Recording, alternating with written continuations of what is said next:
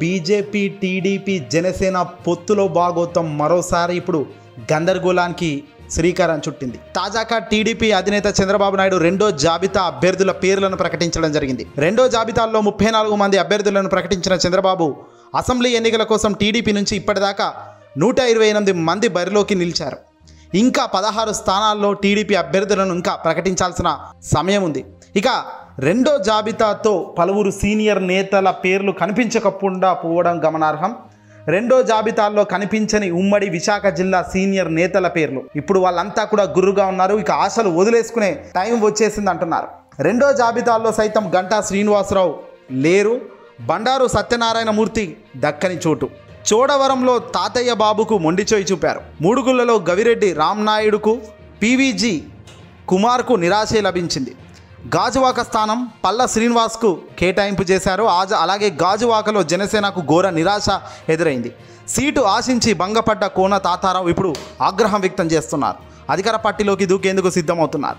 తెలుగుదేశం పార్టీకి సంబంధించిన రెండో జాబితాల్లో ఉమ్మడి కృష్ణా జిల్లా టీడీపీ సీనియర్ నేతలకు ఊహించని షాక్ అయితే తగిలింది. టికెట్ వస్తుందని ఆశగా ఎదురుచూసిన నేతలు పెనమలూరులో బోడేకు టికెట్ లభించలేదు.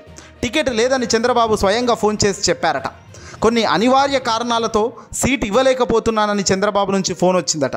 టికెట్ దక్కకపోవడంతో తీవ్ర అసహనంతో బోడే అనుచరులు ఇప్పుడు ఆగ్రహంగా ఉన్నారు. టికెట్ వస్తుందో రాదోనన్న టెన్షన్లో మండలి బుద్ధాప్రసాద్, దేవినేని ఉమా ఉన్నారు.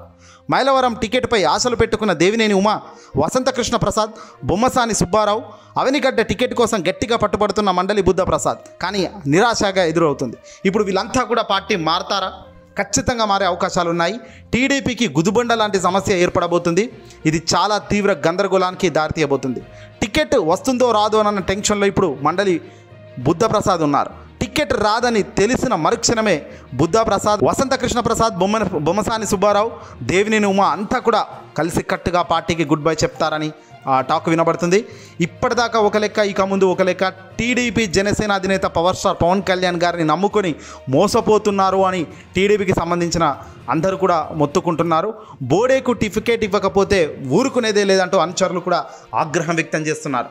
ఒకవేళ అదే జరిగితే టీడీపీకి గుడ్ బై చెప్పి అధికార పార్టీలోకి టికెట్ రాకపోయినా సరే వైసీపీలోకి వెళ్ళిపోతానంటూ బోడే వర్గం ఇప్పటికే సిద్ధమైనట్టుగా తెలుస్తుంది. ఇక తీవ్ర గందరగోళం అయితే బోడే వర్గం నుంచి కూడా వస్తుంది. అలాగే పొత్తు ధర్మం పాటించని తిరుపతి జనసేన నాయకులు అంటూ కూడా ఓ వర్గం గట్టిగా ఇప్పుడు సీరియస్ అవుతుంది. చిత్తూరు ఎమ్మెల్యే ఆరని శ్రీనివాసులకు సీటు కేటాయింపుపై అసమ్మతి సెగలు రగులుతున్నాయి. చిత్తూరు ఎమ్మెల్యే శ్రీనివాసులకు తిరుపతి జనసేన టికెట్ ఇస్తామని చెప్పి జోరుగా ప్రచారం చేస్తున్న తరుణంలో ఆయనకు టికెట్ ఆశించిన మేరకు రాకపోవడంతో ఇప్పుడు అంతా సిద్ధమవుతున్నారు గందరగోళానికి. ప్రైవేట్ హోటల్లో వీళ్ళంతా సమావేశమై చర్చలు జరుపుకుంటున్నారు. పవన్ ముద్దు ఆరని వద్దు అంటూ మధ్యాహ్నం నుంచి విజయవాడకు బయలుదేరిన జనసేన నాయకులు ఇప్పుడు ప్లేట్ ఫిరాయించే ఆస్కారం కనబడుతుంది. చూద్దాం మరి ఏం జరుగుతుందో.